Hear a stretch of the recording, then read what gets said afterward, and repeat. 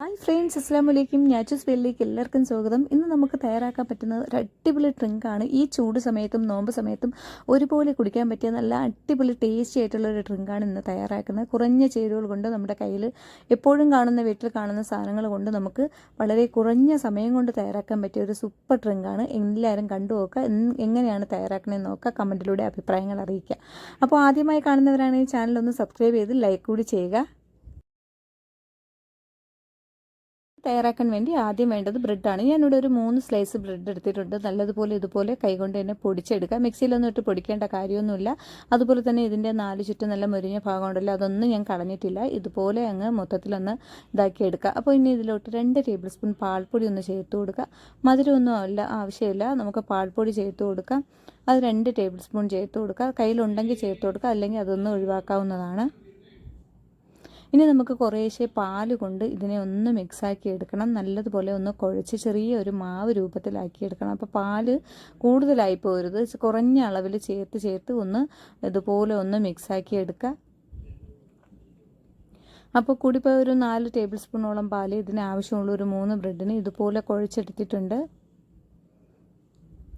ഇനി നമുക്ക് ചെറിയ ചെറിയ ബോൾസാക്കി എടുക്കണം.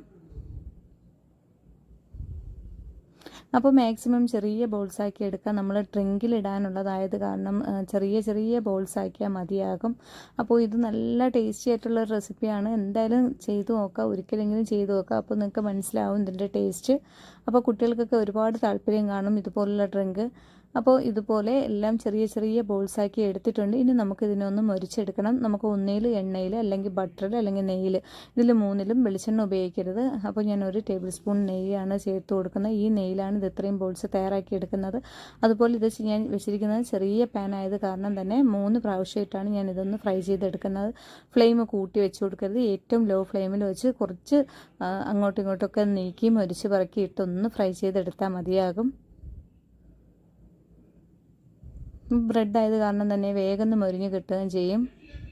പിന്നെ ഇത് പൊടിഞ്ഞൊന്നും പോകില്ല കേട്ടോ, നല്ല ഇതായിട്ടാണ് ഇരിക്കുന്നത്. നമ്മൾ കുഴച്ചെടുത്ത് നല്ല രീതിയിലാണ് ഇരിക്കുന്നത്, പൊടിഞ്ഞൊന്നും പോവില്ല. ഇതുപോലൊന്ന് ഇളക്കി കൊടുക്കുക ഇടയ്ക്കൊന്ന്. അപ്പോൾ മുരിഞ്ഞ ഭാഗവും മുരിയാത്ത ഭാഗമൊക്കെ തിരിച്ച് മറിച്ചൊക്കെ ഇട്ട് അങ്ങനെ ഇളക്കിയെടുക്കുക. അങ്ങനെ എന്താ എല്ലാം ഫ്രൈ ചെയ്ത് ഈ ബോൾസൊക്കെ മൊരിച്ചെടുത്ത് നമുക്കതൊന്ന് മാറ്റി വയ്ക്കാം. മാറ്റി വെച്ചതിന് ശേഷം അപ്പോൾ ഞാൻ ഈ പാനിൽ തന്നെയാണ് ബാക്കിയുള്ളതും ഒക്കെ ഇട്ട് മൊരിച്ചെടുക്കുന്നത്. അത് ഒഴിക്കാം. ഇനി മറ്റൊരു പാനിലോട്ട് ഞാനൊരു 3-4 ഗ്ലാസ്സോളം പാൽ ചേർത്ത് കൊടുക്കുന്നുണ്ട്. അപ്പോൾ ഇതൊരു 3.5 ഗ്ലാസ്സോളം ഉണ്ട് പാല്. അപ്പോൾ ഇത് നല്ലതുപോലെ ഒന്ന് ചൂടാകുന്ന സമയത്തിന് ഇതുപോലെ കസ്റ്റാർഡ് പൗഡർ ഒരു 1.5 ടേബിൾ സ്പൂൺ മിക്സാക്കി പാലിൽ മിക്സാക്കി കട്ടയില്ലാതെ ഇതിലോട്ട് ചേർത്ത് കൊടുക്കാം. മധുരത്തിന് ആവശ്യമായ പഞ്ചസാരയും ചേർത്ത് കൊടുക്കുക. ഇനി നമുക്കിതിനെ ഒന്ന് കുറുക്കിയെടുക്കണം. കണ്ടല്ലോ, കുറുകി കിട്ടിയിട്ടുണ്ട്. ഇതിനെ ഇനി നല്ലതുപോലെ തണുത്തതിന് ശേഷം നമുക്ക് മറ്റൊരു പാത്രത്തിലോട്ട് ആക്കി കൊടുക്കണം. ഇതാണ് ഇതിൻ്റെ പരുവം. അപ്പോൾ നമ്മുടെ ബോൾസൊക്കെ ഇതാ നല്ലതുപോലെ തണുത്തിരിപ്പുണ്ട്. അപ്പോൾ നല്ല കല്ലിച്ചാണിരിക്കണം കേട്ടോ. ഇനി ഇതിലോട്ട് ഇട്ട് വേണം സോഫ്റ്റ് ആക്കി എടുക്കാൻ. അപ്പോൾ ഞാൻ മറ്റൊരു പാത്രത്തിലോട്ട് ആക്കി വെച്ചത് നല്ലതുപോലെ തണുത്ത് കിട്ടിയിട്ടുണ്ട്.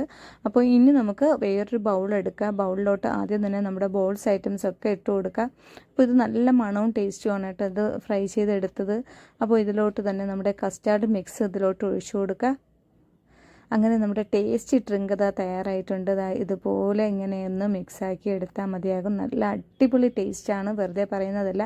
ഒരിക്കലെങ്കിലും ചെയ്തു നോക്കാൻ നിങ്ങൾക്ക് തീർച്ചയായിട്ടും ഇഷ്ടപ്പെടുന്നതായിരിക്കും. കണ്ടല്ലോ, ഇത് നല്ല തണുപ്പിച്ച് കഴിക്കാൻ നല്ല ടേസ്റ്റാണ്. അപ്പോൾ ഇത് നല്ല തണുത്തതിന് ശേഷം നമുക്കിത് വൈകുന്നേരങ്ങളിൽ നോമ്പ് തുറക്കുന്ന സമയത്തൊക്കെ ഇത് നമുക്ക് കുടിക്കാവുന്നതാണ്. അപ്പോൾ ഈ ചൂട് സമയത്ത് നിങ്ങൾ ഇടയ്ക്കെങ്കിലും ഇതുപോലത്തെയൊക്കെ ഒന്ന് തയ്യാറാക്കി കുട്ടികൾക്ക് കൊടുക്കുക. അപ്പോൾ ഇതുപോലെ ഗ്ലാസ്സുകളിലൊക്കെ ആക്കി നമുക്കിത് കഴിക്കാവുന്നതാണ്. എല്ലാവരും ട്രൈ ചെയ്ത് നോക്കുക. ഇന്നത്തെ ഈ വീഡിയോ ഇഷ്ടമാവുകയാണെങ്കിൽ ലൈക്ക് ചെയ്യാനും ഷെയർ ചെയ്യാനും കമൻറ്റ് ചെയ്യാനും മറക്കരുത്. സബ്സ്ക്രൈബ് ചെയ്യാതെ കാണുന്നവരാണെങ്കിൽ ഒന്ന് സബ്സ്ക്രൈബ് ചെയ്ത് സപ്പോർട്ട് ചെയ്യുക. അപ്പോൾ പുതിയൊരു വീഡിയോയുമായി വീണ്ടും കാണാം.